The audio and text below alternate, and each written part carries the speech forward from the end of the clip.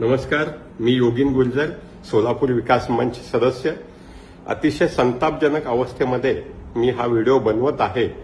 संताप येण्याचं कारण असं आहे की सोलापूरच्या पाणी प्रश्नासाठी स्थायी समितीच्या अध्यक्षा भाजपच्या रणजिताताई चाकोते या डेन्मार्कला गेलेल्या आहेत. तिथे जाण्याचा उद्देश जागतिक बँकेकडनं कर्ज मिळवणे हा आहे.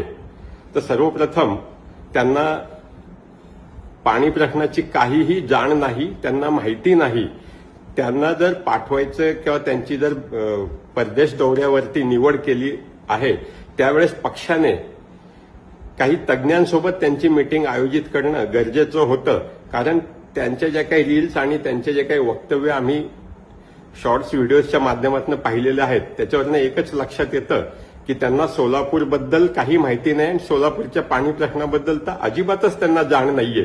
तर अशा परिस्थितीमध्ये किमान एखादा अभ्यासू व्यक्तिमत्व त्यांच्यासोबत पाठवणं गरजेचं होतं. किंवा अनेक सोलापूरच्या पाणी प्रश्नाबद्दल अभ्यासू लोक अनेक आहेत इथे, त्यांच्यासोबत एक मीटिंग जरी त्यांनी आयोजित करायला पाहिजे होती. सोलापूर विकास मंच सोबत त्यांनी जरी मीटिंग केली असती तरी आम्ही त्यांना अनेक चांगले इनपुट्स दिले असते.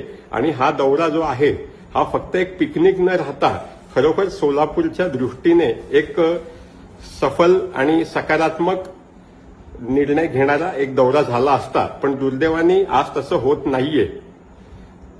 त्यांनी काल एका रीलमध्ये त्यांनी असं सांगितलं सर्व उपस्थितांसमोर त्यांच्या कॉन्फरन्स हॉलमध्ये, जिथे प्रवीणसिंह परदेशी साहेब सुद्धा उपस्थित असलेले दिसत आहेत व्हिडिओमध्ये. त्यांनी सांगितलं की पाकणीच्या जलशुद्धीकरण केंद्रामध्ये एक मानवी मृतदेह सापडला. ह्या गोष्टीचं गांभीर्य त्यांच्या लक्षात येतंय का? ते कुठल्या व्यासपीठावरती काय बोलत आहेत? युरोपच्या एका देशामध्ये जिथे हायजिनिकला अत्यंत महत्व दिलं जातं अशा देशामध्ये जाऊन तुम्ही पिण्याच्या पाण्यात मानवी मृतदेह सापडला असं जर तुम्ही सांगत असाल तर सोलापूरची अब्रू तुम्ही 7 समुद्रापार युरोप देशामध्ये किंवा संपूर्ण जगासमोर तुम्ही अब्रू वेशीला टांगलेली आहे असं खेदाने मला इथे नमूद करावं असं वाटतं. तर कुठलेही अभ्यास नसलेली, पाणी प्रश्नाची माहिती नसलेली व्यक्ती स्थायी समितीची अध्यक्ष झालेली आहे. याचा अर्थ पुढील 5 वर्ष सोलापूरकरांचं काय होणार आहे हे लक्षात येतंय. सोलापूरचे आमदार, माजी सहकार मंत्री आदरणीय श्री सुभाष बापू देशमुख हे सातत्याने सोलापूरचे ब्रँडिंग करा असं सांगत असतात आणि स्वतःही ते प्रयत्नशील असतात. त्यांनी अनेक उपक्रम सोलापूरचं नाव लौकिक व्हावं, देशभरात नाव लौकिक व्हावं, अगदी विदेशात नाव लौकिक व्हावं, सोलापूरला जागतिक पातळीवरती मान्यता मिळावी म्हणून ते प्रयत्नशील असतात. आणि अगदी त्या धोरणाच्या उलट धोरण यांनी स्वीकारून डेन्मार्कमध्ये मानवी मृतदेह सापडला. वास्तविक तो पाकणीमध्ये सापडलेला नाही ही सुद्धा त्यांना माहिती नाहीये. पण अशी अत्यंत चुकीची माहिती. सोलापूरच्या पाणी प्रश्नाच्या सिक्युरिटी व्यवस्था हा विषय होता का तिथे? तो जर विषयच नाही तर त्यांनी तो विषय तिथे का काढावा? दुहेरी जलवाहिनी टाकून 850 कोटी रुपये खर्च करून काहीही उपयोग होणार नाही हे सोलापूर विकास मंच गेले 10 वर्ष सातत्याने सांगत आहे.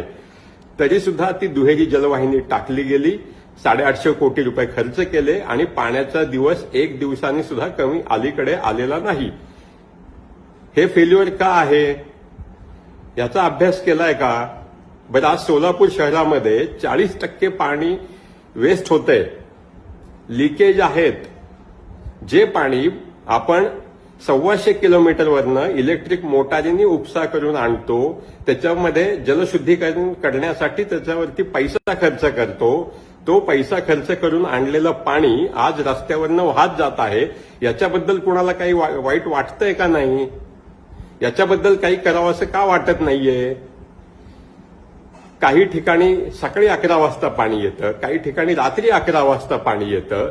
जिथे रात्री 11 वाजता पाणी येतं त्यांना जर तुम्ही दररोज पाणी पुरवठा केलात तर 365 दिवस लोकांनी काय रात्रभर जागरण करत पाणी भरत बसायचंय का?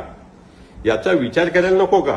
कुठलाही अभ्यास नसताना रणजिताताई चाकोते यांना डेन्मार्कला पाठवलं. हा पक्षाचा निर्णय आहे की प्रशासनाचा निर्णय आहे की फक्त स्थायी समितीच्या अध्यक्ष आहेत म्हणून त्यांना पाठवण्याचा निर्णय घेतला गेलेला आहे? हा तुगलकी निर्णय कुणी घेतला हे सोलापूरकरांच्या समोर येणं गरजेचं आहे. धन्यवाद.